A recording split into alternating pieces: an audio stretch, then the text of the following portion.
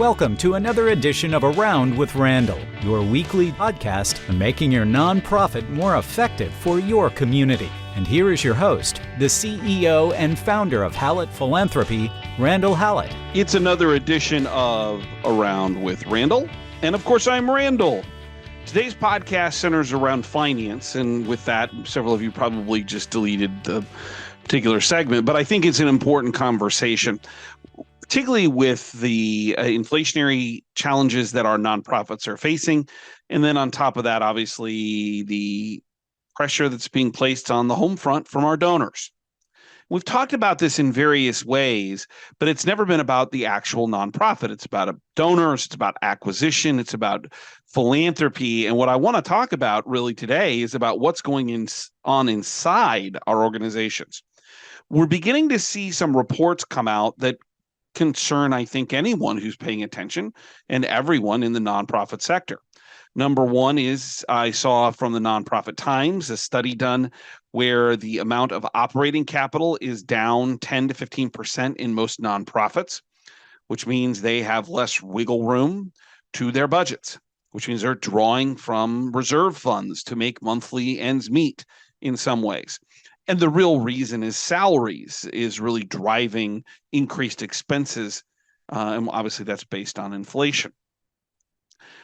On top of that, or in addition to that, in California, there were two bond issues. We won't know the results of the actual, not bond, but votes on minimum wages.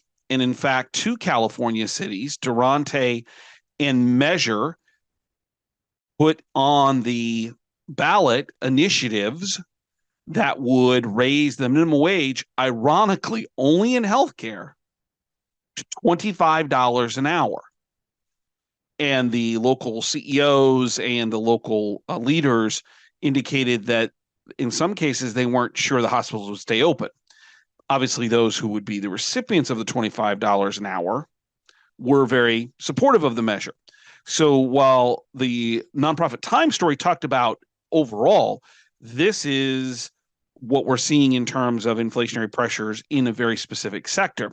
We'll see what happens in those particular cities. The challenge is that, as we've discussed in previous podcasts, that in healthcare particularly, they're price takers. They don't get to increase their prices if their expenses go up. They're negotiated with commercial pay, Blue Cross, Aetna, and others, and then the government just tells them.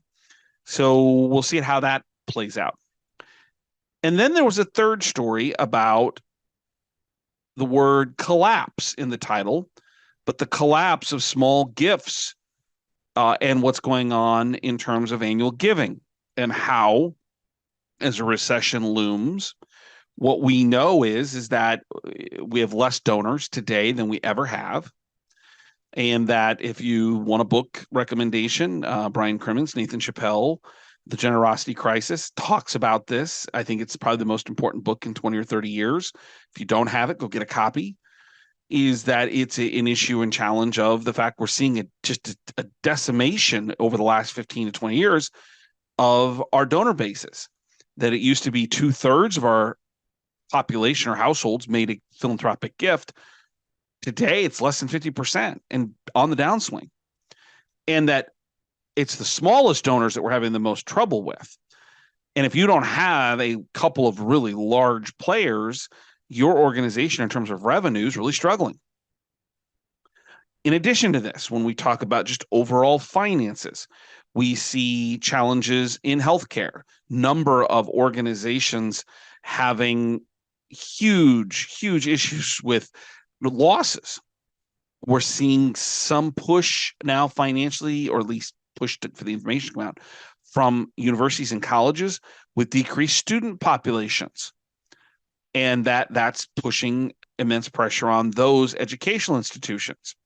We certainly have seen a lot of what I'll call ancillary conversation around things like food and housing nonprofits as they are being pressed with inflationary costs with their particular needs in terms of housing or food and what that's doing.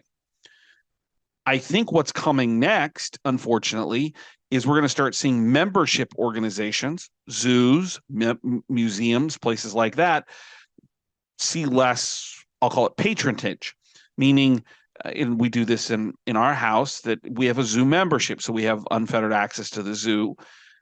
That's more expensive. Are we going to go as often? And things of that nature. Same thing with museums, children's museums, anything that's a membership-based activity. All of this leads to a conversation about how are we financed? And the dreaded term, which I want to spend a few minutes on, called overhead.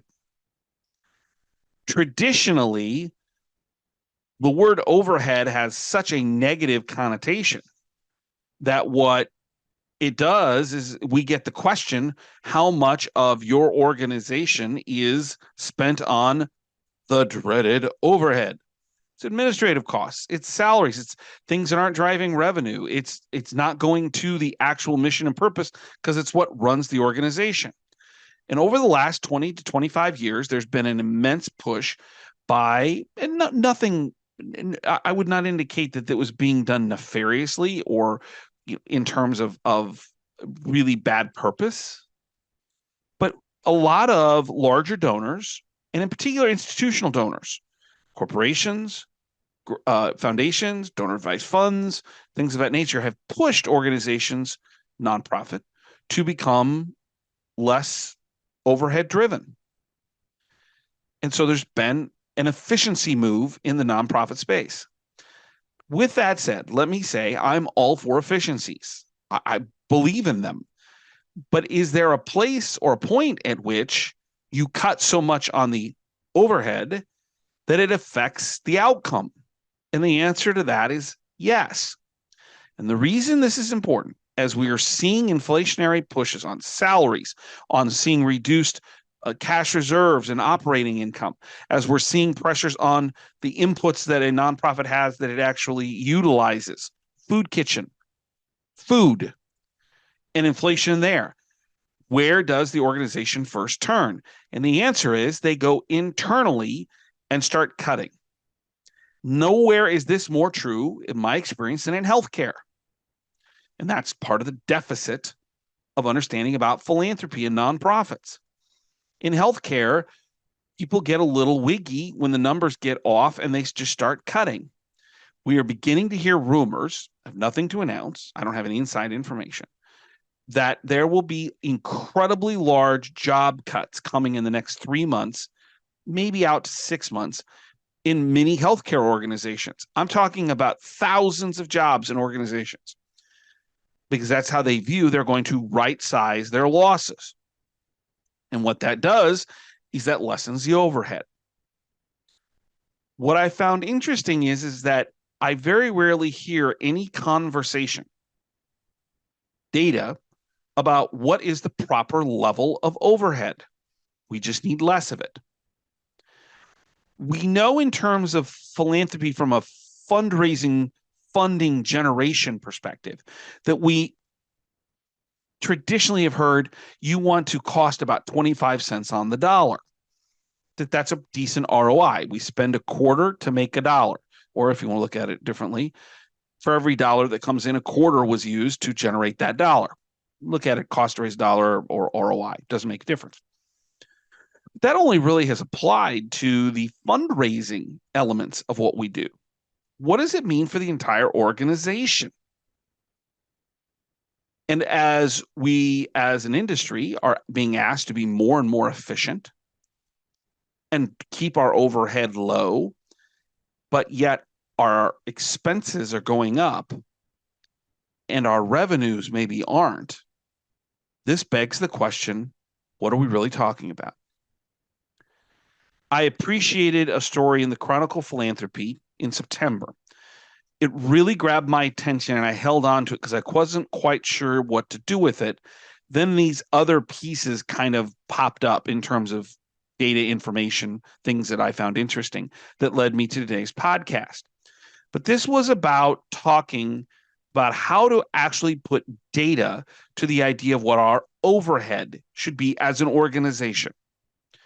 The Chronicle Philanthropy went out and did a really large study along and I think really it started with the Boston Globe. They went and looked at 22,000. So I give them a lot of credit. Really a great N or sample size. 22,000 nonprofits, particularly in the arts and culture area.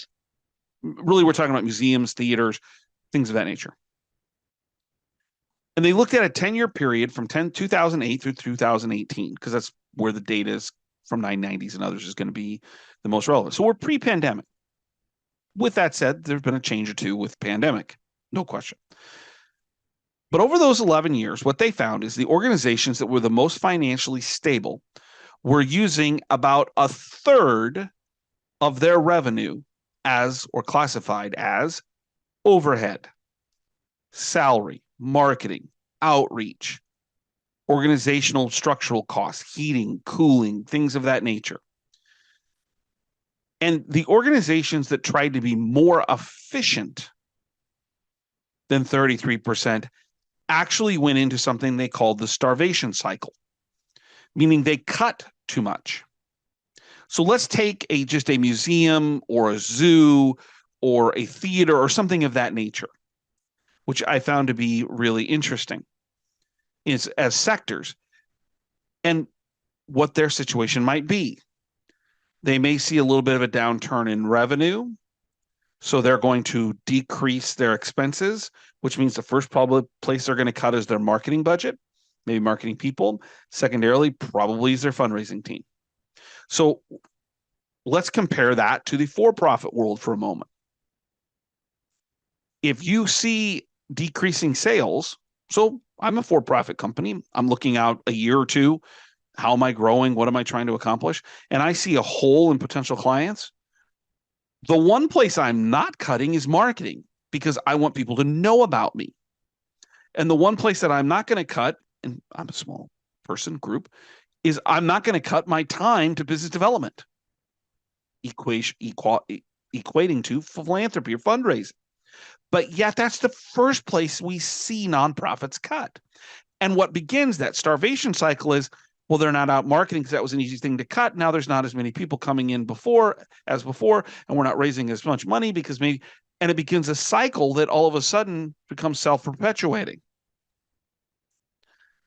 The number that they pose as a really strong goal for overhead based on the 22,000 nonprofits in 11 years worth of data was 35%. If you took your organization out to the public and fundraising opportunities and said, our overhead is 35%, my guess is you're going to have some donors, some organizations, philanthropists, whomever, who are going to push back and say, you're spending way too much money. And the answer is, you're not. That's why I'm a data person. We now have data to help us better understand how we grow, how we maintain. And you can't maintain by just cutting. Eventually, you'll start a cycle that's very hard to get out of, particularly doing it when times are difficult, when you have less options. If you were in a strategic cost-cutting series of activities prior to the pandemic, you might have had the opportunity to have the resources to be really smart about it. But if you're losing money right now, you have less options, which means you may make more rash decisions. And in making those rash decisions, you may hurt your organization more than you realize. What does all of this mean? Well, I think that it begs the question overall, and then we'll get to the tacticals we always try to do here on Around with Randall, is that funders may hold an unrealistic sense of expectations about how much we should be spending on overhead. So how do you deal with this? How do you have the conversation about what you should look like as an organization? I think there's 4 things to consider with some subpoints. The first is you need to have an honest assessment of yourself, and really a 360. My fear in 360 evaluations is they always turn out to be 140. And you may say, what in the world is Randall talking about? Maybe that's even a normal question. All of a sudden, when we do an assessment, it's amazing how many people we leave out of that process. And it seems to be driven by finance, which I'm not opposed to, but doesn't include everybody. And all of a sudden, finance makes a decision. We're going to do this, this, and this. Finance has a wonderful, important role in our nonprofit world. I don't want to get rid of them, but they can't drive the ship alone. There are consequences to decisions. And sometimes you need to bring in outsiders. And I'm not talking like Accenture just to do cost-cutting measures. How about understanding if you cut the marketing budget by X, it has this particular effect on attendance, on people coming in. Remember, in the for-profit world, the first place, if you're seeing a lack of sales, they add money to is marketing. And yet, for some reason, in the nonprofit world, it's the first place we cut because it's the dreaded overhead. 360 means everybody. Philanthropy, marketing, board. Everybody has a voice in this conversation of a 360 assessment for our organization and how we're going to fight the challenges of the day. Number two is once you come up with a plan is to communicate. And it's a top-down communication approach. It obviously starts with the board and having almost, if not complete, idea of consensus. If half your board doesn't want to do this, but it wins by, let's say, one vote, then you aren't where you need to be. It may mean some negotiation at the top. So number one is your board. Number two are your senior leaders. Number three is your staff. Number four are your donors, your community, why we're doing what we're doing. What does it mean? Number A, or letter A, show them the numbers. Be open.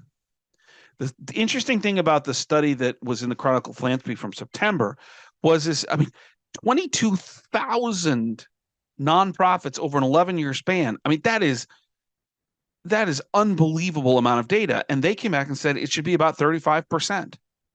But we're running at 24%. Yeah, but we're losing money.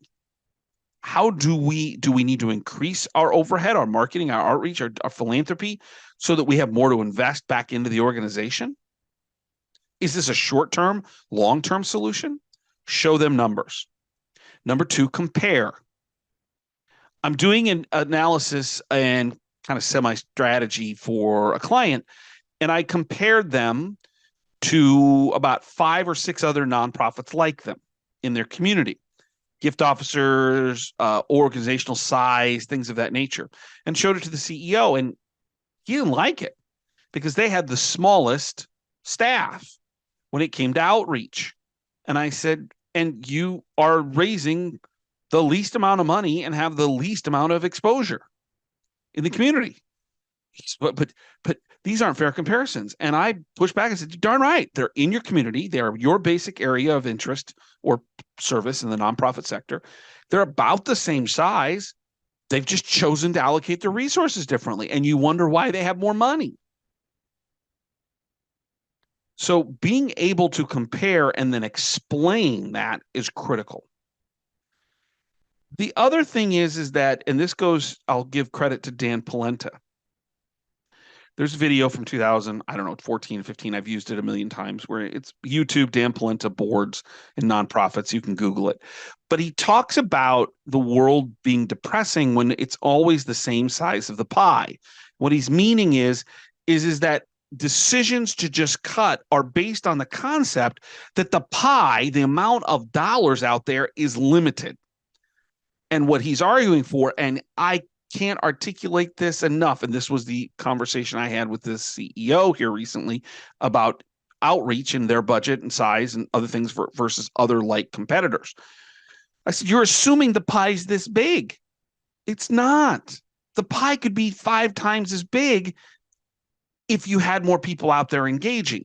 This is the argument for marketing budgets and philanthropy and outreach and getting people to know who you are and choose to spend their disposable dollars, either philanthropically or through a membership organization or something of that nature, on you rather than someone else. The pie can be as big as the economy is. It depends on how people want to spend it. And that's what he's referring to. So if you need a reference point, you might think about that video as a great way of looking at philanthropy and outreach and the ability to tell your story and branding. Number 3, be ready for pushback. I was doing another study with a client who wanted to talk about their special events, and I gave them the recommendations, which was you need to reduce them. And there were board members that were just furious. And it was my job to listen to them. Why is this important? And then explain back through the data why they have a better opportunity to increase their pie, so to speak, the size of the pie, if they wouldn't do as many special events and concentrate on major gift activities. People don't like change. Be willing to listen and adjust. Still get to your point, still get to your direction, but you may have to deviate 2 or 3 points or elongate the strategic plan a year or two to bring more people into the tent that want to be a part of your solutions. And finally, you got to tell the story not in isolation. If you're a museum and you're the only one in town telling this story about the 35%, you're going to look like the anomaly.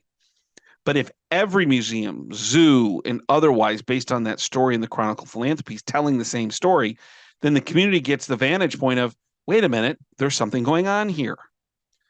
Going it alone can be challenging. You may have to. But if you can do it more collaboratively as an organization and as an industry subsection of nonprofit work, you'll find, I think, that there's a better opportunity to change the story about the expectations. Get an honest, full 360 assessment. Communicate to your constituencies. Be open for suggestions and pushback. And lastly, gather as a group to tell the story as to why we need to make adjustment and change. And then you'll have a better chance of resetting your nonprofit in a way that allows it to move forward in a much more financially productive situation. Don't forget, check out the blogs at Hallett Philanthropy. 2 a week or so. And also, if you'd like to communicate with me, that's podcast@hallettphilanthropy.com. Always love to hear if you have suggestions on a particular topic or something of that nature. Just tell me I'm crazy. That happens every day at home. That could be very much part of this as well. In the end, it's a challenging time economically for nonprofits, for just people. And we've come out of the pandemic, hopefully, financial challenges with inflation. I want you to take a second, if you can, coming out of the Thanksgiving holiday and before the Christmas, Hanukkah holidays, to realize that you have incredible value. You're doing great things. And although sometimes life's a little chaotic, it's important for you to realize you're making a contribution. Don't forget my favorite saying. Some people make things happen. Some people watch things happen. Then there are those who wondered what happened. And in today's world, you're someone making something happen, representing an organization that's making something happen for the people and the things in our community that are wondering what happened. And that has value. It doesn't mean there's not challenges, but it does mean that what you're doing is making a difference. And if nothing else, you know I appreciate it, even if we've never met and I don't know anything about you. You're doing good. I'll look forward to seeing you next time right here on Around with Randall. Don't forget, make it a great day.